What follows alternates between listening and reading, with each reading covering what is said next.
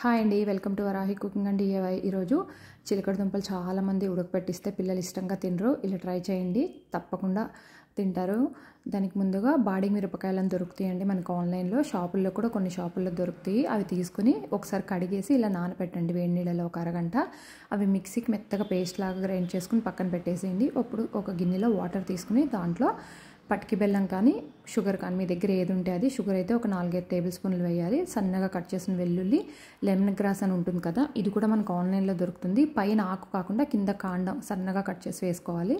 Next మనం grind చేసుకున్న ఎండుమిరపకాయల paste, chilli flakes, ఉప్పు వేసి సిమ్లో పెట్టి కొంచెం చిక్కపడేంత వరకు ఉడికించుకోవాలి. మరీ చిక్కపడకూడదు. ఇది ఇక్కడ నేను చూపిస్తున్నట్టు ఉంటే చాలండి. ఇప్పుడు పొయ్యి ఆఫ్ చేసేసి కొంచెం లెమన్ పిండి పక్కన పెట్టేసుకోండి. ఇప్పుడు చిలకడ దుంపలు వైట్వి తీసుకుని, వైట్వి కానీ రెడ్వి కానీ మీకు ఏవి దొరుకుతాయి అవి పీల్ తీసేసి ఇలా వాటర్లోకి ఇలా నేను చూపిస్తున్న షేప్లో కట్ చేసుకోవాలి. ఇప్పుడు వాటర్లో నుంచి ప్లేట్లోకి తీసేసుకోండి. క్లాత్ మీద ఏమి వేయక్కర్లేదు. నేను ఇక్కడ 300 గ్రామ్స్ తీసుకున్నాను. దీంట్లో ఇప్పుడు 4 టేబుల్ స్పూన్లు కార్న్ఫ్లోర్ వేసుకోవాలి. నెక్స్ట్ వచ్చేసి చిల్లీ ఫ్లేక్స్, మిరియాల పొడి, మనం ఇందాక గ్రైండ్ చేసుకున్న ఎండుమిరపకాయల పేస్ట్ ఉంది కదా, అది కూడా వేసి రుచికి తగ్గట్టు ఉప్పు వేసి అంతా ఒకసారి కలుపుకోండి. రోజ్మెరీ వచ్చేసి మీకు ఆప్షనల్ అండి, డ్రైది ఉంటే వేసుకోండి, లేకపోతే స్కిప్ చేసేయచ్చు.